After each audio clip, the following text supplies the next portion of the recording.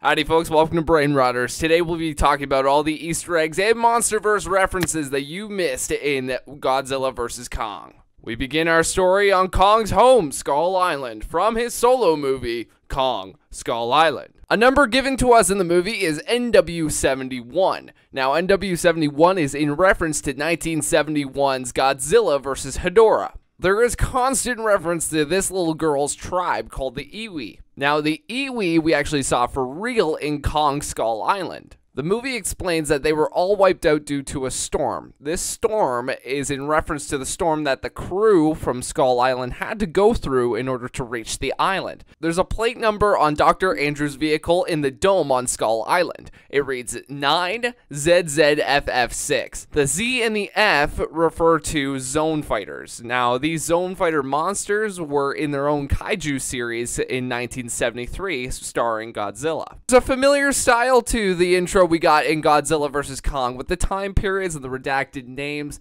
It all stems from Kong Skull Island's intro, where we got that same flip between time periods, stock footage, and what have you.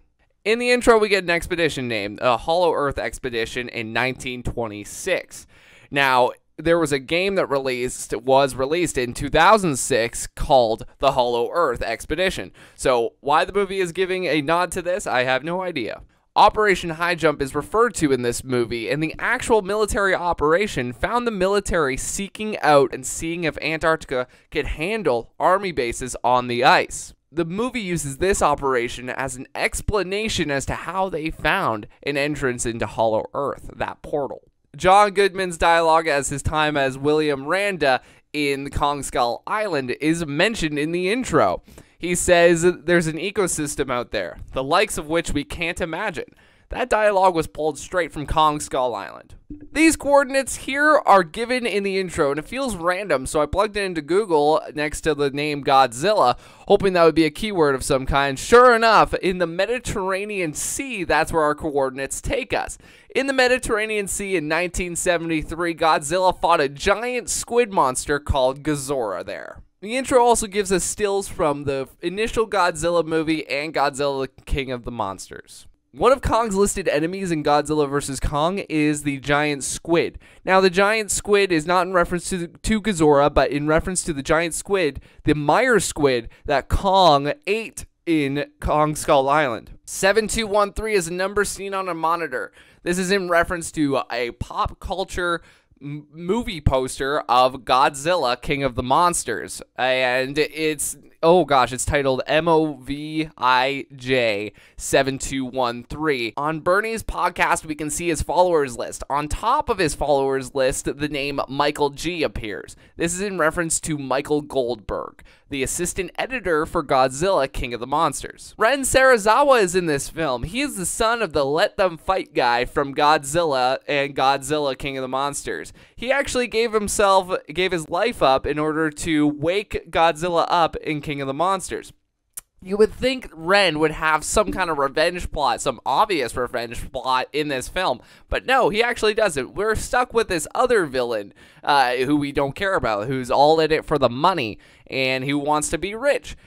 It's the classic villain type, and I'm not sure why they didn't make Ren the villain instead, because he has a way better motivation, way more interesting character, three-dimensional character right there. Why do we get stuck with this rich villain guy? I don't get it. Why not make Ren the villain? Antarctica is a place where we can transport to Hollow Earth in this film. Now, Antarctica was actually seen previously in Godzilla, King of the Monsters, where King Hedorah and Godzilla initially fought. One of the ships before the boat fight begins has a number 85 on it. This is in reference to Godzilla's 1985 movie, where the bulk of it takes place in water on Godzilla's path of destruction to Tokyo. Emma Russell is name dropped a few times. She's actually the girl from the King of Monsters. Mothra's pregnancy theory is the title of one of Bernie's podcasts. Now, this is in reference to Mothra's ability to drop an egg when she dies and get reborn after that without question. Hedorah is the name printed across the helmet of a fighter pilot in this film. Now, Kei Hedorah was a second unit director or assistant director to the movie Godzilla against Mechagodzilla in 2002. The sub-level 33 that Mechagodzilla is being held up in in this film is actually in reference to how many movies there are starring Godzilla. How many movies? 33, excluding Godzilla vs. Kong. When they free fall into Hollow Earth, this is the same cinematography that was used in the Godzilla movie for that free fall halo jump. There's a crocodile-looking creature that we see in Hollow Earth. Now, this crocodile-looking creature bears a similar resemblance to a titan called Biollante. Now, Biollante is a villain who was seen in the Godzilla vs. Biollante 1989 film. When Kyle Chandler's character is sifting through his phone, we actually get a look at some of his contacts. One of his contacts being Zach Fox. Now, Zach Fox is actually the VFX supervisor hired on for Godzilla vs. Kong. He also worked on Pirates of the Caribbean.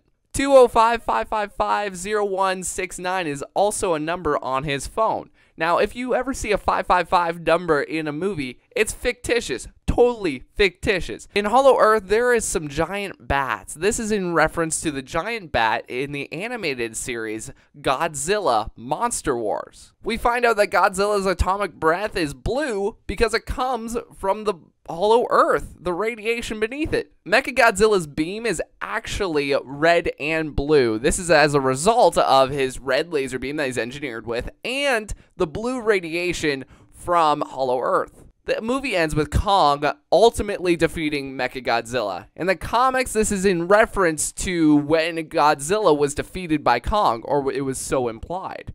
Now, the movie does not end with a victor. It ends with a draw.